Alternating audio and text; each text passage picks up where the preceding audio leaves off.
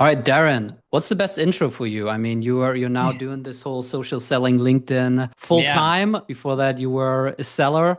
But what's your favorite two-sentence intro for yourself these days? yeah.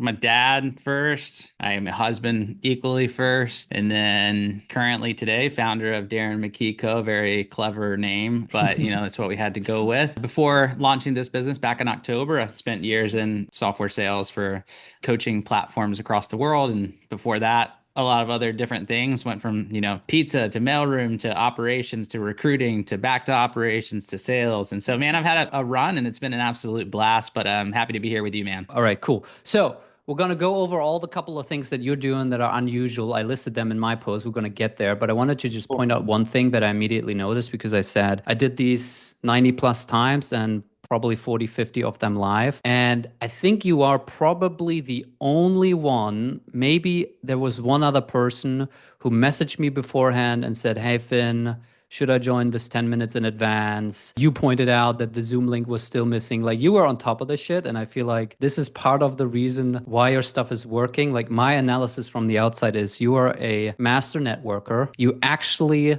like people. You actually like talking and hanging out and teaching people. And then you're using LinkedIn and social media to just kind of put that stuff on steroid. But it feels to me like you actually know all these people on LinkedIn. Like you actually remember them, that you actually remember their face. Like how much time do you spend on LinkedIn, first of all? And be honest here. How much time Yeah, do you I spend? mean, it's my day, right? It's my job now. I can talk about it like when I was, in a real job for a company. I'd probably say 2.5 hours a day. Other part was running meetings and building proposals and doing all the other stuff. Now I'm easy here 4 hours a day.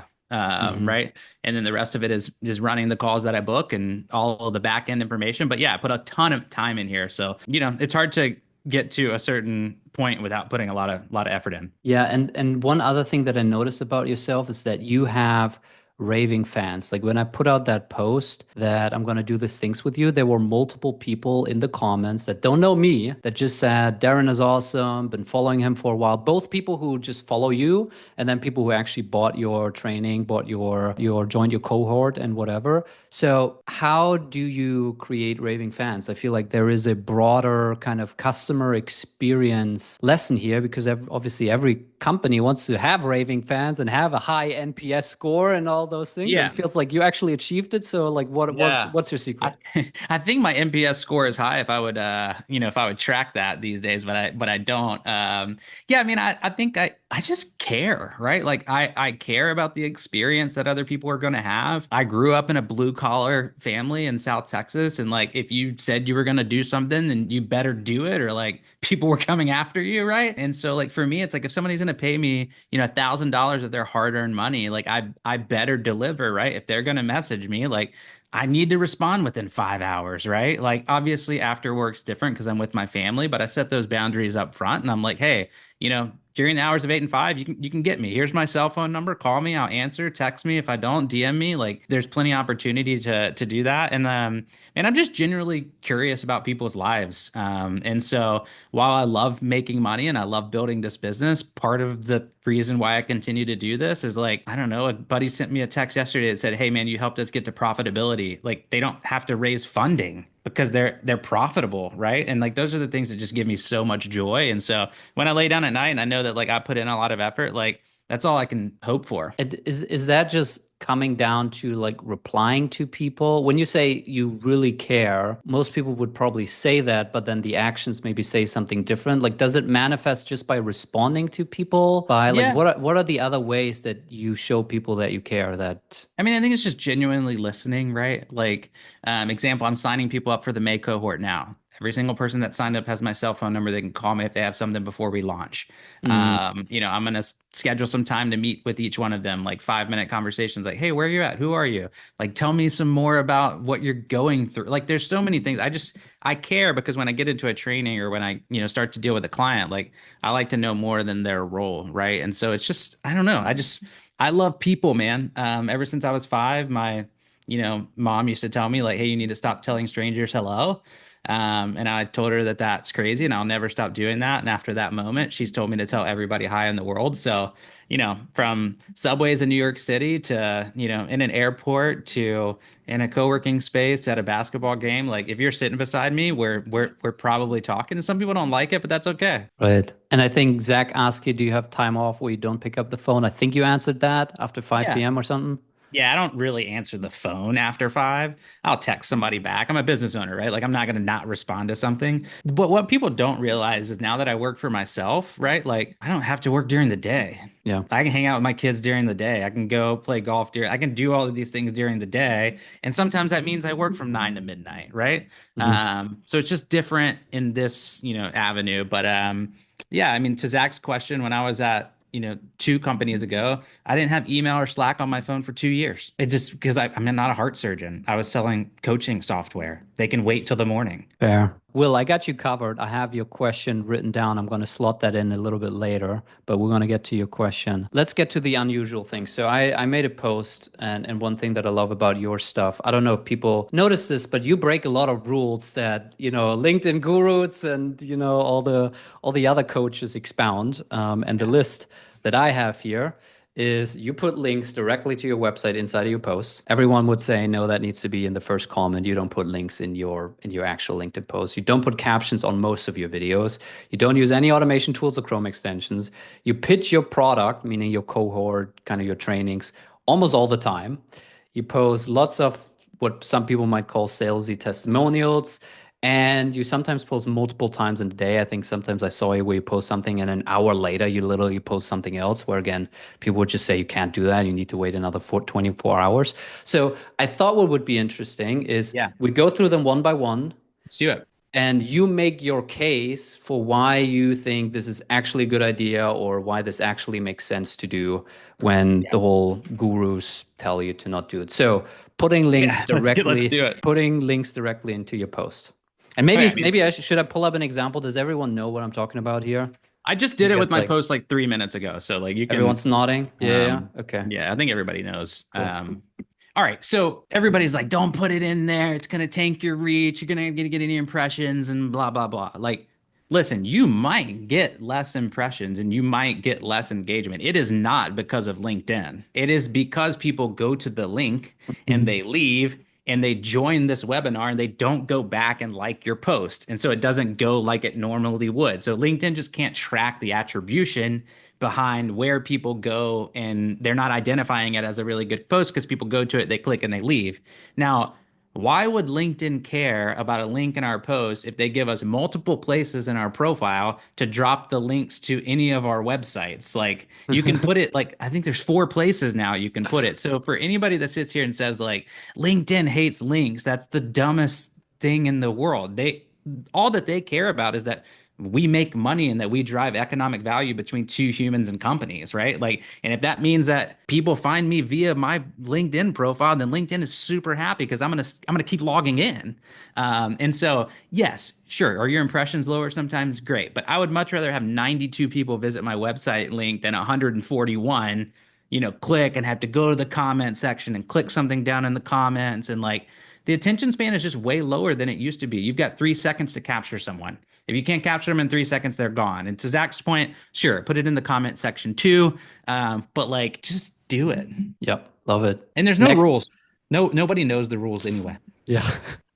Lots of strong opinions for people who don't have any inside knowledge into how the Yeah. stuff actually works. Okay, not putting captions on your videos. I'm always in the camp of like I'm just going to use what LinkedIn's given me. Like Mm, so here's one of the main reasons why I don't do it. That LinkedIn has auto captions in all the mm, videos. Okay, and most of the time, for those of you that are new on the platform, you'll add the captions because you're so excited, and then you'll forget to go in and like delete the captions in the actual video. So you've got double captions going, and then happened to me. you look like a bozo, right? And so it's like for me now, it's like I think we're in a season of real, right? And like people would rather just have the organic native captions than like these bold, crazy things like I tried to do this morning, right? But I'm always trying things and testing things to see what people want. So I'm always just like keep it organic in platform, use the features that they have, and who knows, you might get rewarded for it. But like I've had videos do well with both. I just don't, it doesn't really mesh with my brand, to be honest. Yeah, we have a couple follow-up questions on these things. I'm Yeah. gonna insert my own little take here. Yeah. I think the reason why I started playing around with it too is because I noticed when there's captions on a video, I can't help but reading the captions. Yeah. If I watch a Netflix show and I put on captions, my eyes are always looking at the captions, even if I can actually understand what they're saying. And I Yeah. feel like it disrupts the immersion that I have. And so just not having captions, I feel like locks people more into the experience of actually looking at you and listening to you, which I feel Yeah. like builds more trust than reading this little text on the bottom. Yeah. I mean, if we want to get like very tactical, not using captions increases dwell time because people Mm, have to like, click the caption button or like listen. They want to know. And so that more people watch it for longer periods of time versus just seeing the captions and being like, I don't like this, and they move on. So the longer that a user stays on your content, the more that LinkedIn is going to push it out to more humans. And so there's a little bit of a tactic there. But yeah, to be honest, I don't know it's better either way. I think it's just like who you are as a person. yeah, yeah, I love it. Yeah. Zach asked, do you notice a difference between uploaded videos and videos filmed within the LinkedIn app? I upload all of my videos. Sometimes when you do it in LinkedIn, it takes forever, and so it drives me nuts. Yeah. To the previous point on including links, Solomon asked, what if the link is just external information like a reference instead of your website? Yeah, I mean, as long as you want to get people there, but I would argue like, why do you want people there? Instead, I would just tell a story about the article, and then Hmm. teach someone something with like a screenshot of a picture. I don't know why you would want to push attribution to somebody else's web page. Right. Yeah, I feel like if there is such a thing that putting links into the post reduces reach or whatever, it's often also just correlation because when people do that, it tends to be that they create a post that's just not a standalone post where people can learn something in the post, and it's really just copy that tries to promote the link, which is just a shit post, and that's why it Yeah. doesn't do well. For sure. Um, Yeah. I mean, that's why like I'm so against all of these like lead magnet craps I see all over the place. Like mm. I think they're horrific, and I think it's a trend, and I think it'll die just like carousels died and just like every other trend died. So it's just a mess. Interesting. What do natives need captions as well? I don't know what you mean by that, Hamad, if you want to expand on Yeah, that. natives auto caption. You just got to make sure that they're right. Ah, okay, okay, okay. There we go. And then Zach asked, why don't you do more two-step posts, e.g., drop a keyword in the comments if you want this freebie? Oh, Because I guess that, yeah, that's the easiest way to get kicked off of LinkedIn in 2025. there you go. I know so many people that have got kicked off the platform for that. So and the reason being is because a bunch of people click that you spam them, and the more people that click spam at the same time, the more LinkedIn says that this person's probably spamming people, and then they kick you off the platform and restrict your Oh, profile. you mean the like comment to Yeah. get this playbook, and then you obviously need to DM Well, hundreds and nobody sends the playbook, and then everybody gets pissed off, and then they click that yeah, the I person noticed spammed this. them. I started doing this, and I feel like I get about 10% of people actually sent me something Or afterwards. like you get a response from their EA that's logged in their account, and then there's Uh, two people on the same account at the same time, and then LinkedIn flags that too. So it's just like, just don't do it. Just I don't know, be a human. all right, next thing is you don't use any automation tools or Chrome extensions. I have zero automation tools, zero Chrome extensions tied to my LinkedIn account. I mean, the real reason is because there's so much value in this platform. So why would you risk losing your profile? I mean, we've seen it in the last 2 weeks of entire companies getting kicked off of the Apollo, platform for, Seamless. right? And like great humans, great people, great businesses. I've used both of them. If you don't read terms and conditions of LinkedIn, then you're gonna get in trouble. And so it's like, just don't do that. And you can go type in the terms and conditions and read them. So it's crawling, it's scraping, it's multiple people logged in at the same time.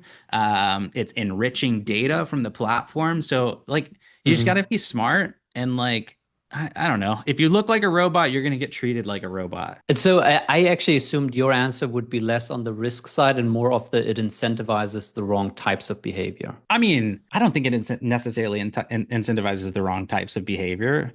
Listen, if LinkedIn created a really cool tool internally that I could use to help with some of this stuff, I'd 100% use it. Sales Navigator. You just can't, right? Sales Navigator is great, but there's some things that like you can't find email addresses in Sales Navigator, right? Like you can't build sequences in in Sales Navigator. You can't do a lot of stuff. And so unfortunately, like we just have to keep it old school, which like, I don't know, has always done pretty well for me. And I don't know, anybody that ever DMs me, I want them to know that it's going to be me. Every time I ever ship a piece of content, I want them to know it's going to be me. Like, I think I've sent 65 DMs today. Every single one of them was different, and every single one of them was me. I've done 50 every day for the last 3 years. So Okay, there you go. There yeah, you go, folks.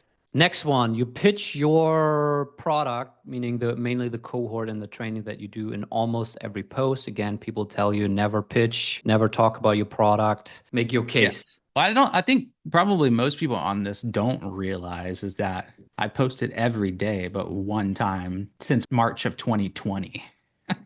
So like I didn't pitch anything for Mm, 3.5 years, 4 years.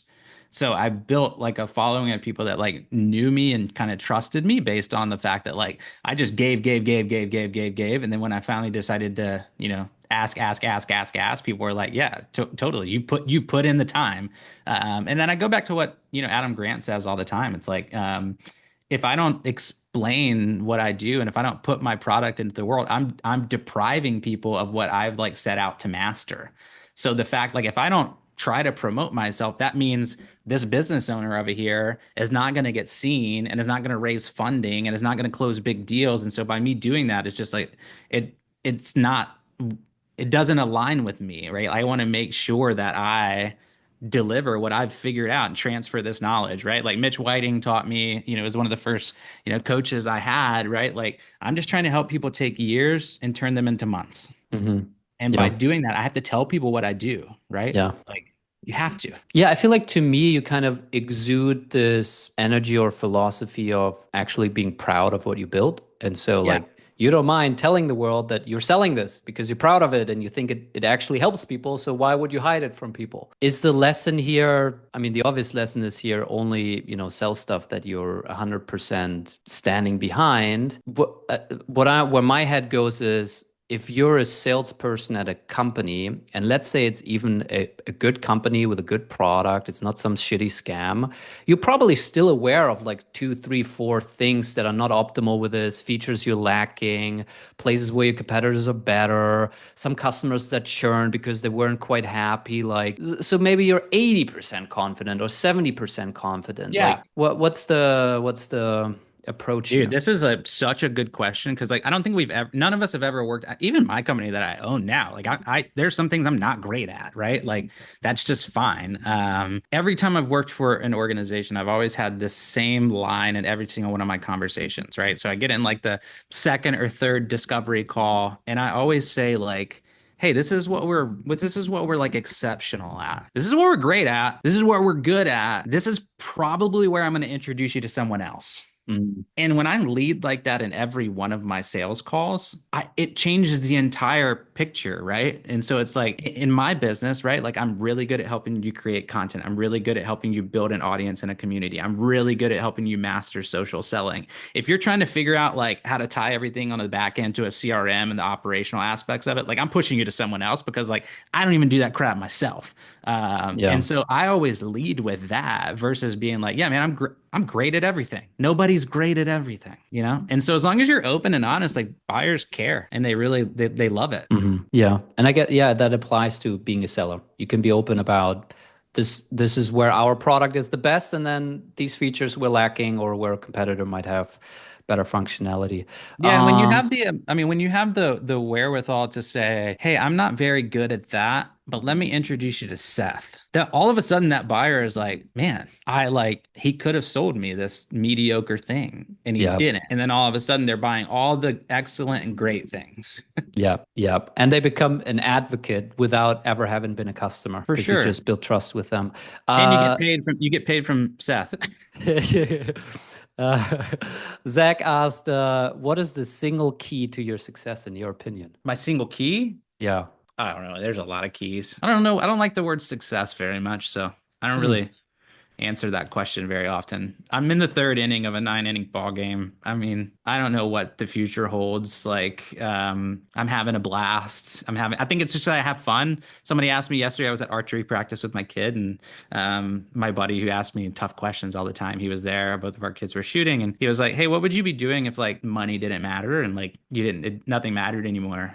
I was like, I don't know. I'm probably teaching people how to use LinkedIn social selling. So like, I think it's just the fact that like I love doing this, man. Like I love getting text that says, "Hey, I closed $1 million deal yesterday because I DM'd the CEO of Coca-Cola," right? Like there's just like so much joy in that. But like also I have two kids. I have an 8-year-old and 5-year-old. Like they Amazing. push me to be great, man. Like so Yeah, I fun would stuff. hate getting that DM. I would Yeah. block that person immediately. How dare you tell me about the success that I Yeah, helped them? exactly. Um, Hamad asks, do you also do outreach or just promotion through content? Oh, I DM is like Outbound has never been better. I absolutely hate everybody on the platform that's like Outbound is dead.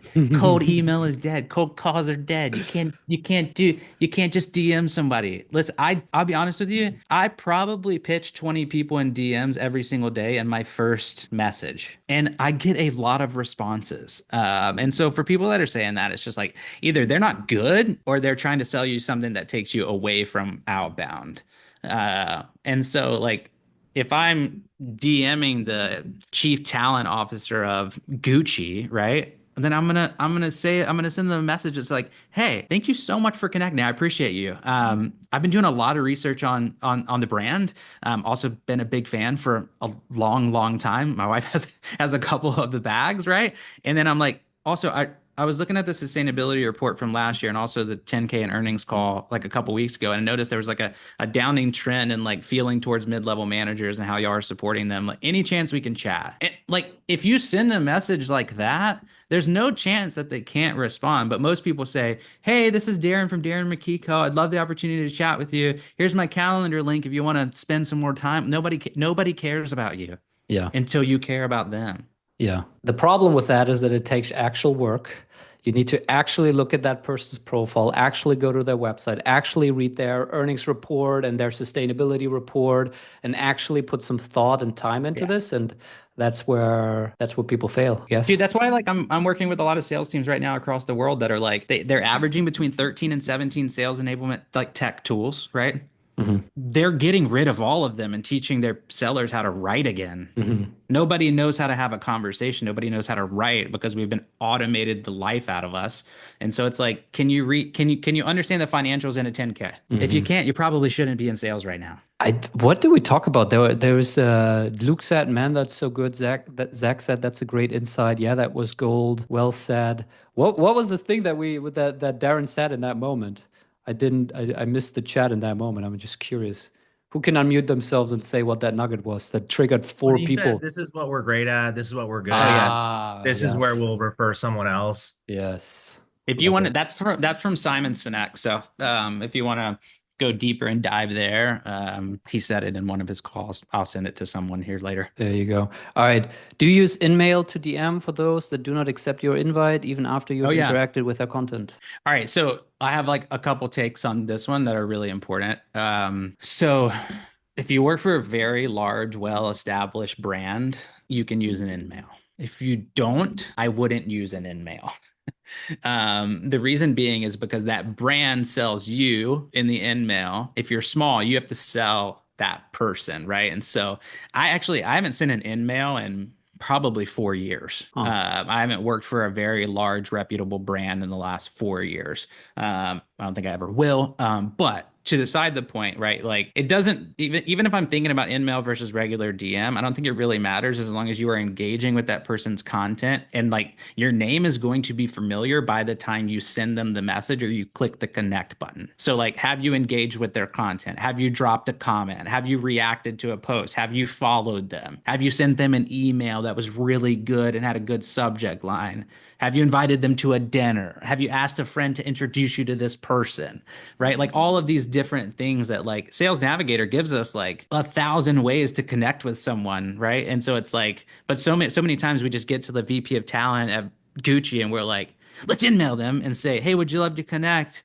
we've got like-minded folks in the space. It's like, I mean, I wish I could show you my screen right now. I've got 4,700 pending invites that are like the worst in-mails on the planet. That's why I don't send them, because I know what they look like. Right. Does this time-intensive research-based approach only work if you sell large deals? No. I mean, my average I ticket mean, size not right work. now. I mean, obviously it works for large, but is it worth it, let's say, if you sell a Yeah, 5K ACV? for sure. I mean, selling 5K ACV is a whole nother animal. I mean, my business now is 1,000, Right. right? So 1,000, $1,500, a deal. And it's what I do. I mean, I have a bigger brand, right? So it's a little bit different. Yeah. But yeah, I mean, if you're selling $5,000 deals, you're gonna have to ramp up the number. But I don't know. I've always in the camp that I'd rather send 20 good messages a day than put 200 people in a cannon. Fair. You know? Uma asks, do you ever get demotivated with less than stellar / rude responses? No, I mean, I used to go home and I'd tell my wife, I'm like, Joe was mean to me. Or like somebody told me to, somebody hung up on me. And then I realized like 10% of people are just not going to like me. Right. So if 100 people, 10 of the comments are going to be counterproductive and not in line with what I'm thinking about. So it gets a little scary when you impact 60 million people a year on LinkedIn, and you all of a sudden got a lot of humans that are like, kind of saying negative things. But like sales is just a game of like, somebody asked me yesterday, like, how do you follow up? Like, how do you keep going? How do you not get, I mean, the average salesperson quits after 4 touches. My last 2 deals, I closed after 27 touches. So like, it's either I'm going to die or they're going to die. And that's when I'm going to stop, I'm going to stop reaching out. How do you, okay, coach me through this, because Yeah. I end up sometimes there too, where first of all, I'm like, man, I already emailed them 4 times. If they were interested, clearly they would have booked a call by now or responded. So I'm just going to annoy them if I keep following up. That's one part of it. The second part of it, I understand this idea of like follow up with value, sending something, but I'm like, how many of those can I come up with? Like, okay, I can do this 3 times or 27 things. I don't know. I don't have 27 lead magnets or 27 resources or 27, like, and then how do I follow up once a week if I do Yeah. 27 touches, or do I give them like 3 weeks in between and then do the next touch? Like, give me that. Yeah, there's a couple Rundown. questions in here. Zach, to your question, if I don't track in a CRM, I might just go back in my LinkedIn and look and see how many times I've reached out to them over the last year. I keyword search in my DMs often. That's how I find out, what's the last message I said. I have a lot of keywords that I use in my outreach. So I know that I can type in dinner and I can go see all the 250 people that I've invited to dinner in the last year. I can type in Sky and I can see all the people that I've mentioned Sky to in the last year. And so I can just continue to follow up throughout this entire process. So I do that a lot. That's how I keep track of that process. I mean, here's the thing, right? Like if you can't send 27 emails to someone. That, and then like here's a webinar, here's an asset, here's this, all they just want to know that you care about them, right? So when I talk about 27 touches, it's a video message, like I said a minute ago. The next one is, hey, just making sure you saw that I put a lot of effort in that video above. The next one is an audio message. The next one is an email. The next one is I'm picking up the phone and calling them. The next one is another video message. The next one is sending them a lead. The next one is referencing something that happened on their earnings call, 10K, or news if they're a small, medium-sized business. So they're all different kind of touches. I'm just trying to shock them every time. What I don't want them to think is I have them in a sequence. So to everybody asking, like, what's the cadence? How do you follow up? I don't know. Sometimes it's 1 day, sometimes it's 3 days, sometimes it's 8 days, sometimes it's 30 days. Like the moment that it looks like you are in one of their sequences or cadences is the moment that you lost. And so does this take more time? Absolutely, man. Right? Like when I joined the last 2 software companies I was a part of, both leaderships, hey, we really need you to have more touches. We really need you to build out these sequences. We really need you to have more, calls. But then they looked up in 4 months and I was 192% of ramp quota. And they were like, okay, well, maybe he's doing it right. Let's just leave him alone. Right. And so now in my trainings, I'm teaching people the exact same things that I would rather you spend 2.5 hours prospecting into one person at DuPont than putting 70 of your people in a sequence. It's just what works today. Yeah. And it's counterintuitive. And a lot of people are like, you're an idiot and you shouldn't do that. And it keeps working. So, I mean, as long as most people think it's stupid, it's going to keep working for sure. Yeah. You should sell like it's 2001 again. Send people a letter. There we go. Letters are critical. I mean, handwritten letters are on another level right now. drop offs, knock on doors, huge. Sending pictures of logos on walls as you're walking through the airport. I do that in every airport I'm in. If I see a prospect, I take a selfie in front of it and say, "Hey, I saw you in Detroit." Oh wow. Okay. You just Damn. gotta do like sales is the bar. I honestly I've never seen the bar so low in sales than it is today. Like you walk Mm. in, you put everybody in a sequence, you invite 50 people to a webinar, and then you dial 50 people and you go home. No wonder everyone's quitting. Like that's miserable. Yeah. Okay, I'm gonna slot in this question because I know I got it in different versions throughout this, and then also when I posted this thing. So, Colin Hahn asked. He sent me an email. He said, "I use LinkedIn primarily to build my network and search for job opportunities. I'm not in a sales role, so my LinkedIn time is on top of my normal job, and time efficiency is critical." Yeah. I'd love to hear him discuss what the time optimized version of his advice looks like. What's the 20% of effort that gives 80% of the results? What's Yeah. the I have only 10 minutes today way to stay consistent? And before you Yeah. answer, I thought what would be interesting is if you give us the 10-minute, 30-minute, and 60-minute per day version. If someone only has 10 minutes per day, what are the things that they should focus on? If they then have 30 minutes and then 60 minutes, what should they be focused on? This person's probably not going to like me for this, but 10 minutes a day is going to honestly do nothing for you. If you only have 10 minutes a day, I would say you're not optimizing your life the right way. Even if you have a full-time job, right? Like if this is something that's important to you, you'll make more than 10 minutes a day. That means that means not scheduling hour-long calls and only scheduling 50-minute calls. So you can have 10 minutes at the bottom of every hour. That's what I did when I was working full-time. I never scheduled hour-long calls and I never scheduled 30-minute calls. I scheduled 45 minutes and 20 minutes because I wanted to have gaps in between all of these things to do my LinkedIn crap, right? And so that was really important. So when I looked up at the end of the day, I was like, oh, cool, I got hour and a half in. It built a pretty solid community here. If you have 20 minutes a day, 20 to 30 minutes a day, you can make a little bit of an impact, right? Hmm. And so for that person, I would say you need to post 3 times a week. Hmm. Okay. So I'd do a Tuesday, a Thursday, and a Sunday, probably, or a Hmm. Saturday, because weekends are by far the best. Like full stop. And so I would do that. And then, so I would ship my post in the morning. So Hmm. I'd press publish and post it. I would respond to the first few comments in the first couple minutes that come in. I would not be the first person to comment on my own post. So please don't do that because that actually hurts you a little bit. I would go comment on 5 people in the feed, 5 quick comments, and then I would send 3 DMs and then I would get off. Who do you That's send the it. DMs through? Prospects? I would say either people that have looked at my profile, people that have engaged recently, or prospects. So every day, the people that look at my profile that are ICP, I say, "Hey, thank you so much for stopping by. I appreciate you." Any new people that engage with my content, "Hey, thanks so much for commenting today. I appreciate you so much." Right? Or if there's just friends or prospects that I haven't DM'd in a while, "Hey man, I just hope you're having a great day." It's all I'm just trying to make sure that like I'm keeping this community going. Yeah. Because like you got to put time in. You can't just like ignore it. That's why like I don't know if y'all have noticed lately, there are a lot of people that have like 100, 200, 300, 400,000 followers and they can't get more than like 3 likes on their post. It's because for the last year they ignored their audience and now their audience ignored them and nobody cares about them anymore. I'm going to recap for everyone. If 10 minutes per day is not enough, don't even try.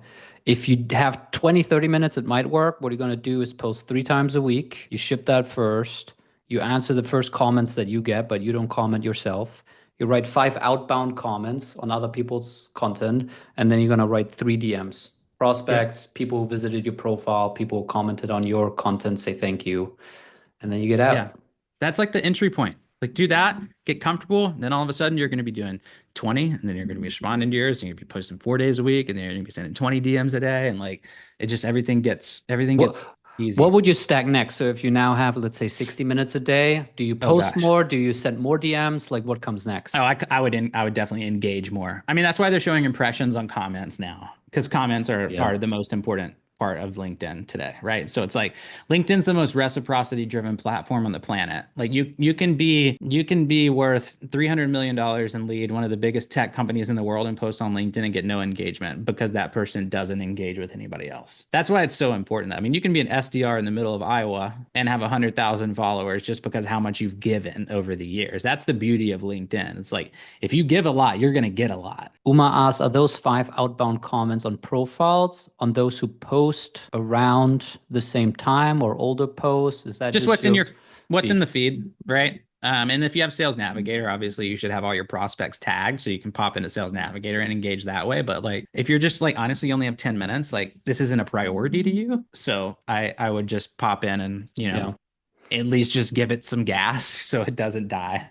Yeah. And I'm going to point out one thing which I think is implied with your stuff, but quality over quantity, right? Like you could Yeah. have some tool that writes AI comments for you and do 20 comments a day. But what you're talking about is five genuine comments, actually reading the post, actually thinking about it, actually writing a real thought, not just interesting or great post or thank you for sharing.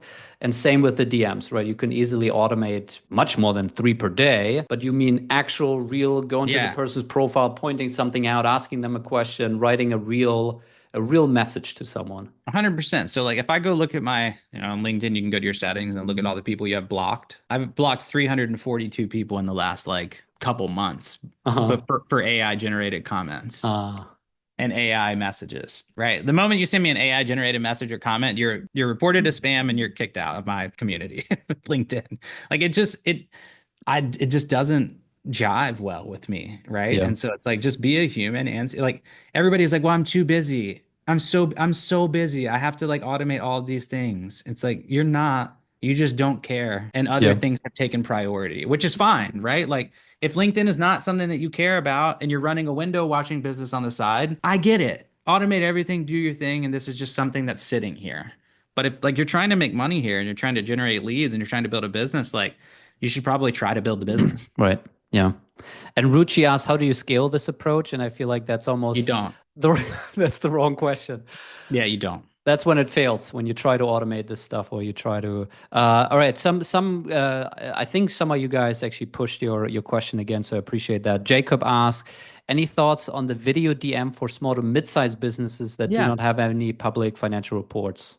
Yeah, I mean, it might go something like this. Let's just say it's a 30-person manufacturing company down the road, right? And so you've went on their website. You understood that they were founded in 1981. You know that they make parts for Mercedes-Benz. So you've done a little bit of research, and so the message is like, John, hey, I guarantee you probably don't get a lot of video messages here on LinkedIn. So hope you listen to this one. I promise you'll like it. But hey, I came from a family business as well. I didn't, but like I came from a family business as well.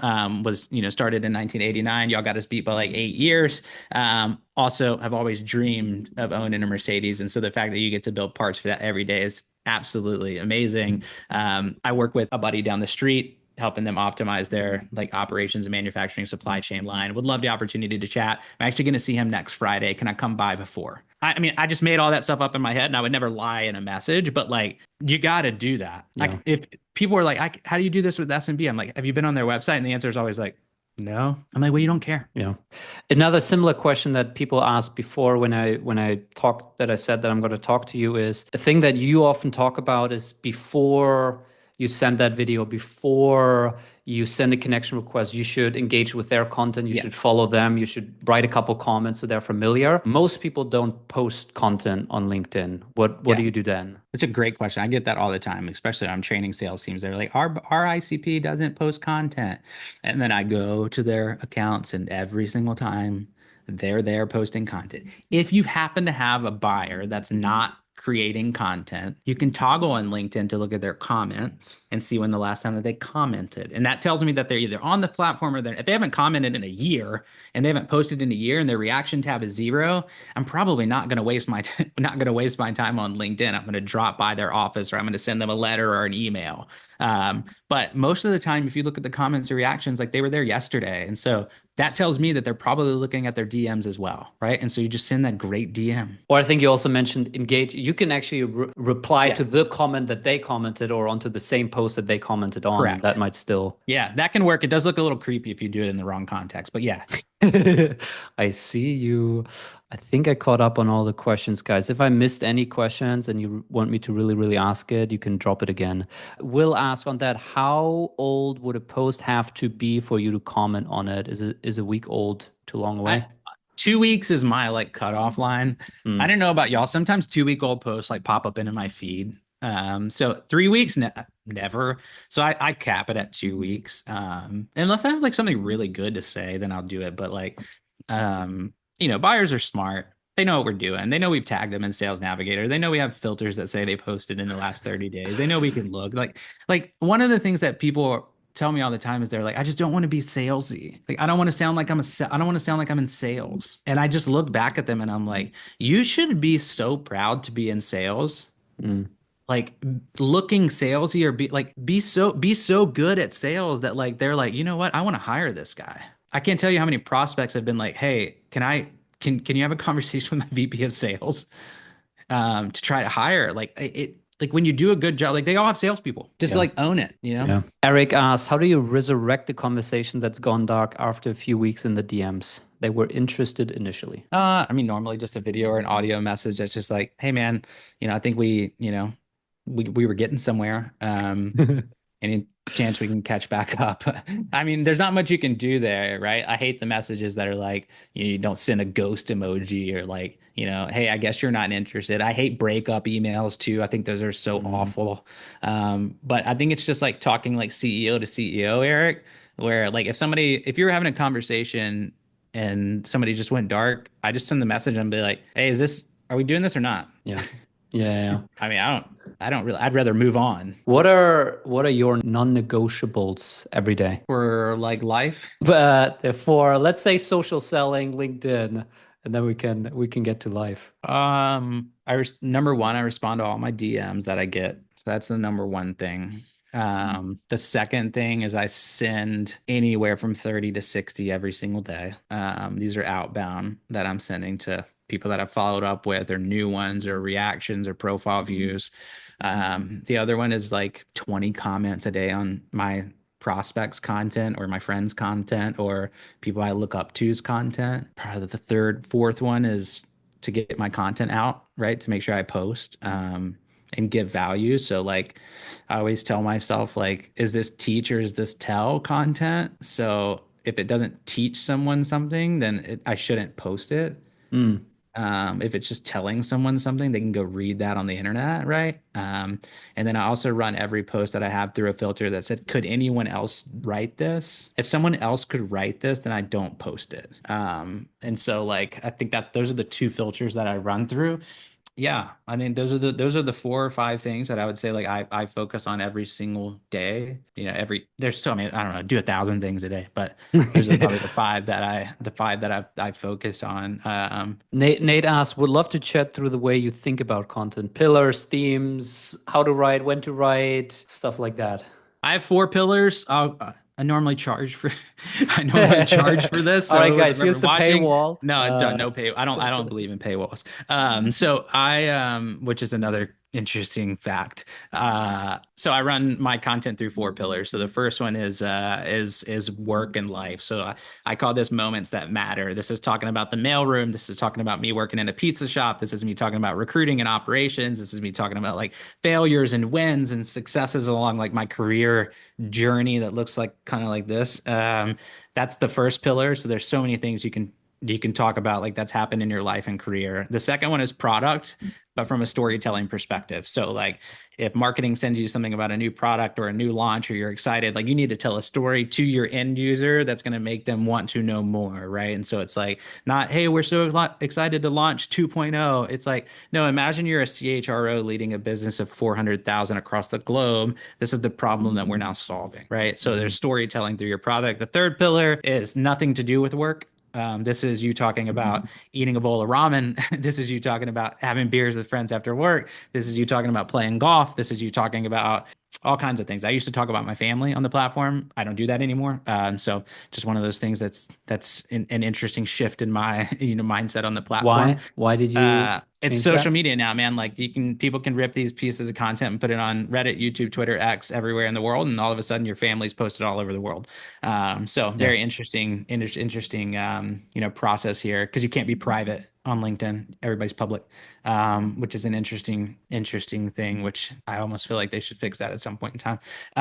And then the last one is collaboration. That's like me shouting out Finn about him running a great podcast today, or whatever we call these interviews, or me complimenting a colleague or an SDR that I work with or a brand that I really love. So it's bringing multiple spheres into one, category.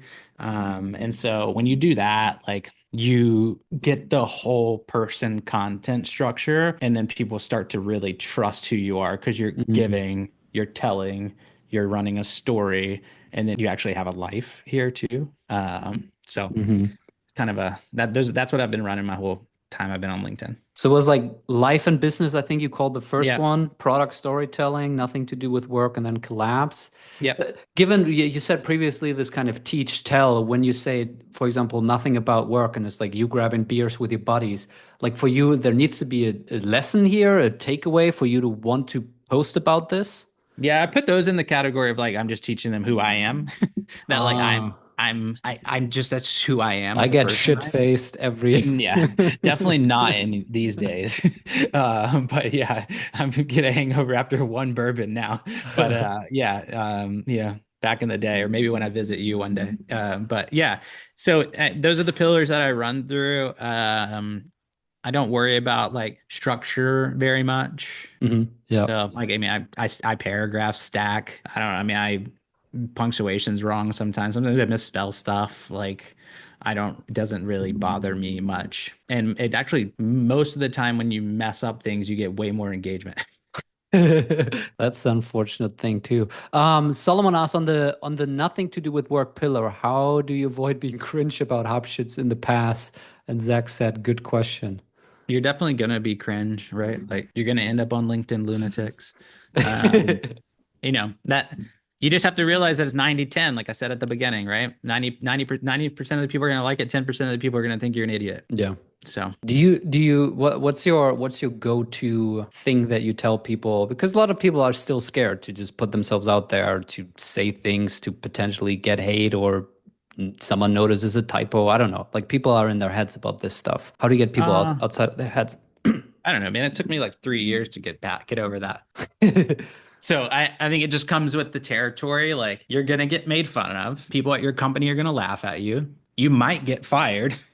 There are so many things that could happen by putting content out into the world. So like those are just the risks that you take. And is it worth putting out there is up to you. We didn't get to one more of the unusual things that you do, which is post multiple times a day. Sometimes even I think I saw you literally post something an hour after you posted something else. Everyone would say you can't do that or you shouldn't do that. Yeah, who's saying that? That's I just don't so know. dumb. Like it's That's a so best dumb. practice. Best practice. The only reason I would tell you not to do that, well, there's a couple of reasons. One, because it can burn you out and like, putting content, you're being addicted to dopamine and the rush of like what's happening. The only other reason why when I would tell somebody not to do is if they have one post that's going really, really well, then Mhm. don't post one right afterwards because it will take away from that first. Just let that first one ride. But if like Mhm. it's just a mediocre one, like rip another one, right? There was a season where I posted 5 times a day for 30 days. Mhm. It was the best month of impressions and engagement I've ever had. Really? Okay. But I just can't do it. Yeah. It's like physically impossible. But I wanted to see what would happen. And what happened was pretty wild. I mean, I lost some followers, but I gained way more How do you know that some people left? I don't even know where because you would all of see a that. sudden your connections aren't connected to you anymore when you click on their profile. Ah. Yeah. So I mean, like that happens to me a good bit. Some people are like, all right, I'm tired of this guy. It's like, all right, cool. That's fine. You're not my people. Yeah, interesting. How do you coach me through something? Where on Friday I had one of my best posts ever. I was high on dopamine. I felt great, lots of engagement. You feel on top of the world. And then naturally you get other posts that just tank. And I want to get to the point where it's like not affecting me. I'm just like I'm riding the wave and sometimes you have a high and sometimes you have a low and who cares? But Yeah. I'm not there. Like I know it emotionally and physically affects me and I don't want it to be. I always encourage people to look at their 90-day analytics versus their single day analytics. Mm, So as long as you're flat or up and to the right in 90 days, like I'd be proud, right? You're going to be down for the next 30 days because of what happened last week for you. yeah. You have to take that away and bring that down on the chart because you can never follow a viral post. I had a post at 9 million people. It was the most chaotic 2 weeks of my, you know how much money that post made me? How much? $0. God damn it. Do you know Well, how what was it much money? about? Do you know how much money the 5,000 impression post last week that had 90 likes on it made me? $17,000. Yeah. So it doesn't really like. It also ruins your follower to engagement ratio. So I would try not to go. I try not to go viral. I do not want to go viral with something that is not about my product. Sure. Now yours kind of was about Yeah, no, your. Yeah, it did pretty well. that's Also great. money wise, yeah. Money wise is awesome. Yeah. So, but I mean, that's kind of where I would think about. But you just get out of your head, go for a Yeah. walk. None of this stuff really matters. All right, guys, we have 3 minutes left. I had a blast. Why does follower engagement ratio matter in Darren's Because those people view? are only going to like that one post and they're never going to like about your other stuff. But why does that matter? Why is it bad if you have, let's say, 100,000 followers, but only? I mean, it's a bad ratio. Kudos, Correct. Finn. What is this post you're referring to? Just go to my profile, the Friday 6. You'll see which one was the better one. My You can 9 tell. million one was about a washing machine. So, yeah. I would want to see that post. Yeah, I don't even know where it is. It's somewhere you can. You should have it featured and pinned to your I profile. took it off of my featured section because it was just like so not aligned to me, but I have it saved somewhere. That's awesome. All right, guys, let's wrap it up here. This was awesome. Darren, thank you so much for your time. I know you usually charge a lot of money for this advice, and we got it for free. So I'm very, very thankful that you took the time here, that you shared your knowledge. I had a blast. I hope you guys had a blast. This was awesome. Thank you, guys. Amazing session. Thanks, guys. Looks like Darren, people enjoyed it too. So yeah, man, you did a great job. Congrats on running a good podcast. I join some of these every once in a while, and they're terrible. This was pretty good. Thank you. I appreciate that. Peace. All right, guys. Cheers. Bye-bye, guys.